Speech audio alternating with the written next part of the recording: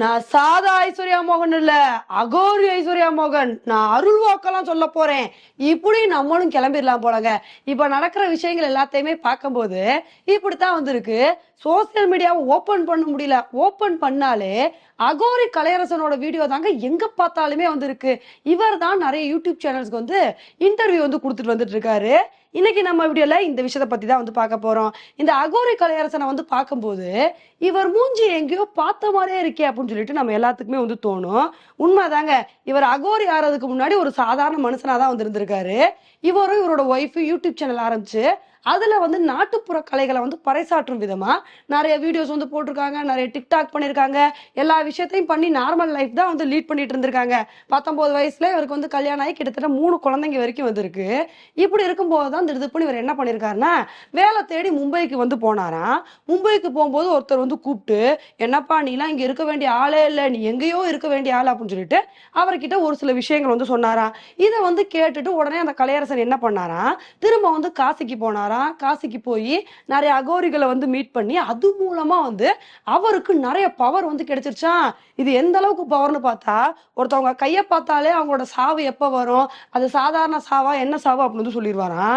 இதெல்லாம் விட அவர் வந்து மண்ணை தொட்டா பொண்ணாகுமா, பொண்ணை தொட்டா மண்ணாகுமா, இது மாதிரி அவர்கிட்ட நிறைய பவர்ஸ் வந்து இருக்கான். இதெல்லாம் விட அவர் சிவன் கூட வந்து நேரடியா வாடா போடான்லாம் வந்து சொல்லி பேசினாராம். அதை விட வந்து பாத்தீங்கன்னா அவர் சொன்ன விஷயத்துல மிகப்பெரிய சர்ச்சையான விஷயம் என்னன்னா, நான் காளியை இந்த மாதிரிலாம் வந்து பார்த்தேன் அப்படின்னு சொல்லிட்டு ரொம்ப கொச்சையா வந்து பேசியிருந்தாருங்க.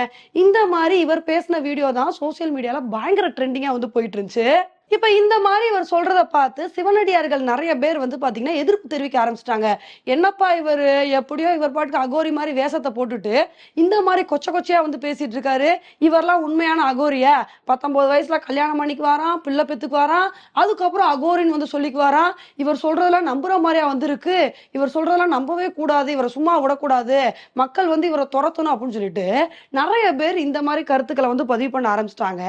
இன்னும் வந்து பாத்தீங்கன்னா இந்த மாதிரி விஷயங்கள்லாம் வந்தவுடனே இந்த அகோரி கலையரசன் வந்து என்ன பண்ணாருன்னா, ஏன் நான் அகோரி ஆகக்கூடாது, நிறைய பேர் கல்யாணம் பண்ணிட்டு இந்த மாதிரி அகோரி ஆறதே இல்லையா, அகோரி ஆகணும்னா கல்யாணம் பண்ணக்கூடாது, குழந்தைங்க பெத்துக்க கூடாதுன்னு சொல்லிட்டு இந்த மாதிரி விஷயங்கள்லாம் வந்து இருக்கா, இவங்க சொல்றதெல்லாம் நான் நம்ப மாட்டேன், எத்தனையோ பேர் மாடனா இருந்துட்டு கூட வந்து பாத்தீங்கன்னா அகோரி ஆயிருக்காங்க, அது மாதிரிதான் நானும் ஆயிருக்கேன் அப்படின்னு சொல்லிட்டு இவரும் அந்த மாதிரி விஷயங்கள் எல்லாத்துக்குமே வந்து பதிலடி கொடுத்து திரும்ப வந்து எக்கச்சக்கமான வீடியோஸை வந்து போடுறது, யூடியூப் சேனலுக்கு இன்டர்வியூ கொடுக்கறது, இந்த மாதிரி வேலைகளை தொடர்ந்து பண்ணிட்டே வந்திருக்காருங்க. ஆனா இதெல்லாம் வந்து பார்க்கும்போது நமக்கு ஒரு விஷயம் என்ன கிளீனா புரியுதுன்னா, இது எல்லாமே போலி அப்படின்றது மட்டும் வந்து புரியுது.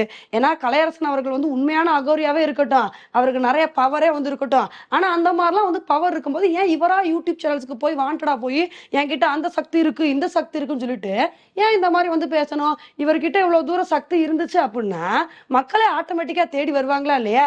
ஏன்னா இவரே நிறைய வீடியோஸ்ல வந்து சொல்றாரு, நான் வந்து மண்ணை தொட்டா பொண்ணாகும்னு சொல்லிட்டு.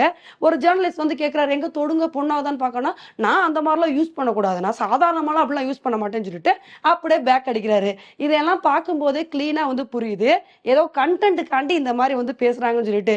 இது மட்டும் இல்லாம இவரே ஒரு வீடியோல என்ன சொல்லியிருக்காருன்னா, நான் ஒரு சில வீடியோஸ்ல வந்து கண்டென்ட்டுக்காண்டி தான் லந்தடிக்கிற மாதிரி கிண்டல் அடிக்கிற மாதிரி ஒரு சில விஷயங்கள் வந்து பேசுறோம், இதெல்லாம் வந்து மத்தவங்கள சிரிக்க வைக்கணும், என்டர்டைன்மெண்ட் சேனலுக்காண்டி தான் இந்த மாதிரிலாம் வந்து பண்றோம், அந்த வீடியோ பார்க்கும் போதே வந்து தெரியும் நாங்க கண்டென்ட்டுக்காண்டி தான் வந்து பண்றோம்னு சொல்லி இவரே வந்து சொல்றாரு. இதெல்லாம் வந்து கேட்கும் போதுதான் நமக்கு வந்து ஆச்சரியமா வந்து இருக்கு, இப்படி இல்லாமப்பா கண்டென்ட்டுக்காண்டி இந்த மாதிரிலாம் வந்து பண்ணுவாங்களான்னு சொல்லி. இப்போ ஒரு சில யூடியூபர்ஸ் எல்லாம் கண்டென்ட் கிடைக்கல அப்படின்னா இப்படிதாங்க வந்து கிளம்பிடுறாங்க. யாராவது ஒரு ஆளை வந்து எடுத்து அவங்கள எப்ப பார்த்தாலும் இன்டர்வியூ எடுக்கிறேன்னு சொல்லிட்டு அவரை வந்து ஃபேமஸ் ஆக்கி அதுல வியூஸ் நிறைய வர வச்சு இப்படியே நிறைய வந்து கண்டென்ட்டை வந்து உருவாக்கிட்டு இருக்காங்க.